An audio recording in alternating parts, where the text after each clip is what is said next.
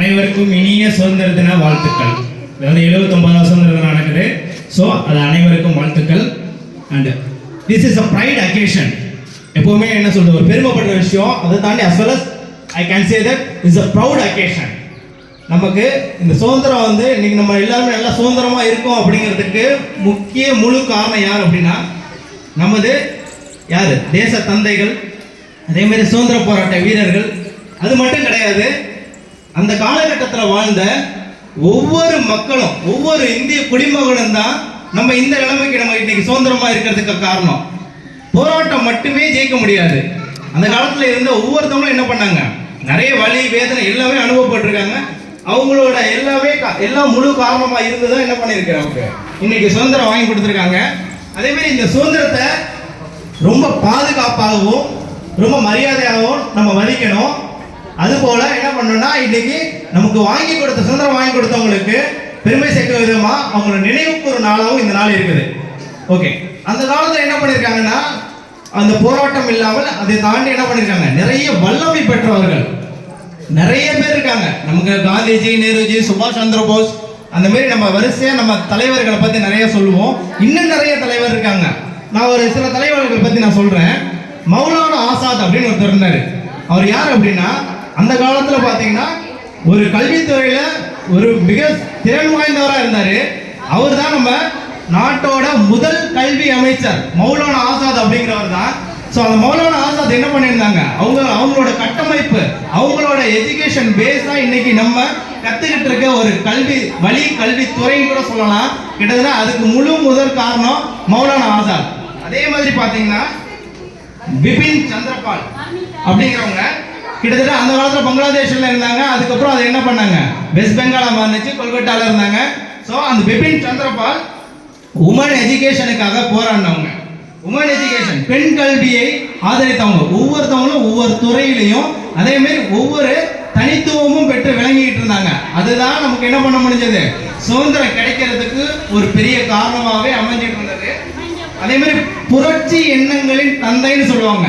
நம்ம இங்க தமிழ்நாட்டில் புரட்சி எண்ணங்கள் தந்தை யார் சொல்லுவோம், கிட்டத்தட்ட நம்ம பாரதியாரை சொல்லுவோம், புரட்சி கவிஞர். கிட்டத்தட்ட அவரோட பாடல்கள் எல்லாமே நமக்கு ஒரு புரட்சி மிக்க எழுச்சி மிக்க பாடல்களா இருந்தது. அதுபோல அந்த வெஸ்ட் பெங்கால்ல யார் இருந்தாங்க, பிபின் சந்திரபால் தான் நல்ல புரட்சி எண்ணங்களை கொண்டு வந்தவர். எல்லா மனதிலையும் என்ன கொண்டு போய் சேர்க்கப்பட்டவர் அவர் தான் பிபின் சந்திரபால் அவருங்க. நெக்ஸ்ட் லாலா லஜ்பத் ராய். அவர் யாருன்னா லைன் ஆஃப் பஞ்சாப் அப்படின்னு சொல்லுவாங்க. கிட்டத்தட்ட ஒரு முக்கிய விடுதலை போராட்ட வீரர்கள் அவரும் ஒருவர். அவர் என்ன பண்ணியிருந்தாருன்னா தன்னாட்சி கொள்கை அப்படிங்கிறத கொண்டு வந்தார்.